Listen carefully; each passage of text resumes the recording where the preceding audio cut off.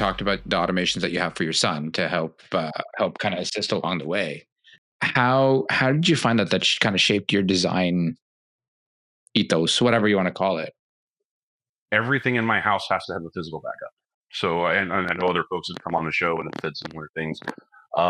So everything in my house has to have a physical backup. Right? My wife isn't, like I said, my wife's not a technology person. She's over time she's gotten more comfortable talking to ALEXA, services like that verbally. I actually can't wait to try the new stuff. But with regards to my son, he didn't understand how certain things work, right? So he would forget to feed the dog. He would forget just because he didn't understand time, right? So as different circumstances arose, it'd be like, all right, this would be a great way to solve that problem. The dog gets fed at 4:00. So we just set Home Assistant to run a script at 4:00 that notifies the Amazon hardware thing on his desk and says it out loud so that he knows what he has to do. He doesn't have to.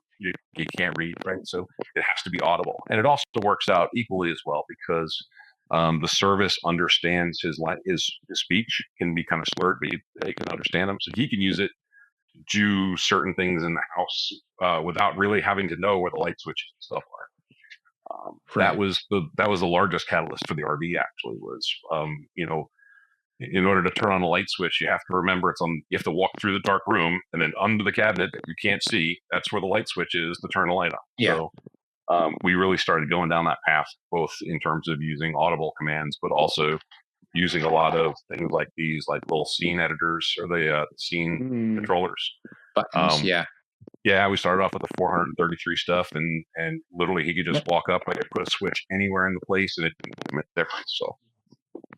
I see you've got the dog picture on one of the buttons. What other buttons have you been able to do for your son? So most of it's in the RV because the switches are in absolutely ridiculous locations. So, a lot of it has been just his general ease of use. So when you're laying in bed, for example, he's got, an F433 panel next to him. He pushes this, it turns the lights on and off.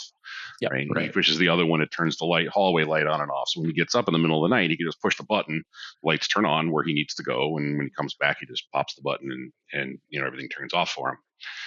So, yeah. Mostly just ease of use and ease of access sort of things, right? So, when the other thing is sort of presence, if you will. Now he's got a cell phone, so the presence becomes a little bit easier. But earlier we used that as we knew that he was in his room because he had just keyed off the light switch or something along those lines. So we started a timer. So when he went to bed, the timer would run and turn the television off after, power to the television would cut off after, 40 minutes or whatever it was. So, yeah. And now that he's got a cell phone, have you been able to integrate the Home Assistant app? And does he use the app, or I'm guessing you've been designing some dashboards potentially? Yeah. No. So he has the app. He has a very locked down phone, but it has the app running on it. So I've got presence and all the other stuff that goes along with it.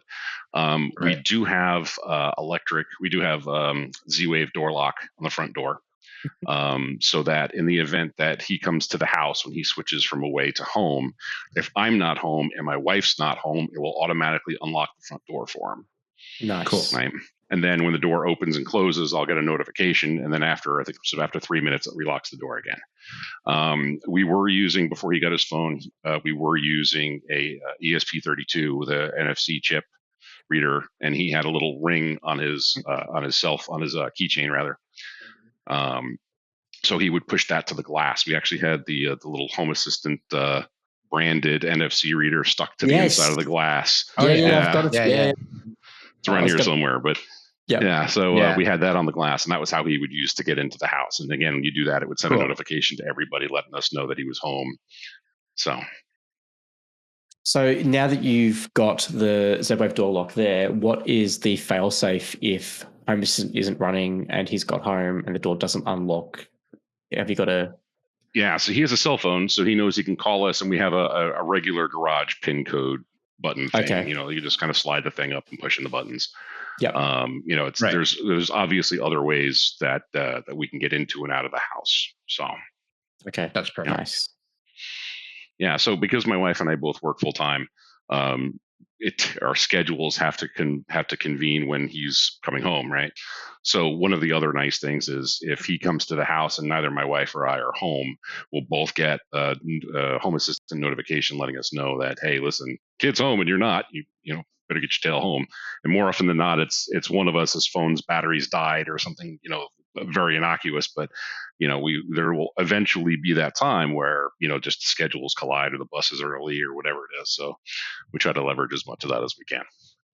You should have a notification where it's like, if Home Assistant detects that one of your phones is dead, also say, hey, by the way, and Bob's phone is not like, it has no battery or is whatever, right? And it's like, So ironically, I had that for a while, and I say this with all of the love. I love my wife, but again, she's not a technology person, so she would Yeah. run her phone down to like 5%, and then she'd plug it in, and she would just be sitting there playing with it. And it would get to 15, and then she'd unplug and move to another part of the house. And I just kept getting these notifications. She's 15, she's 5, she's 15, she's 5, and I just kind of gave up on that because it was just, you know, notification spam. So yeah, that's understandable. It's, you get to a point where you stop reading them. yeah, yeah. And the other thing that we do is, I had mentioned earlier, I like to torture my kids. So if they leave any of the doors open longer than 30 seconds, the adjacent Amazon appliance will scold them. And it's all of the arguments or all of the scoldings that you got as a kid, like, you know, were you born in a barn? Close the door. Hey, I'm not paying to heat the outdoors. There's 7 or 8 in the list that'll just pick a random one out of it and kind of scold them. So they roll their eyes now. It's kind of funny seeing guests when they come over and they forget to close the door and they hear that. That's pretty funny. Yeah.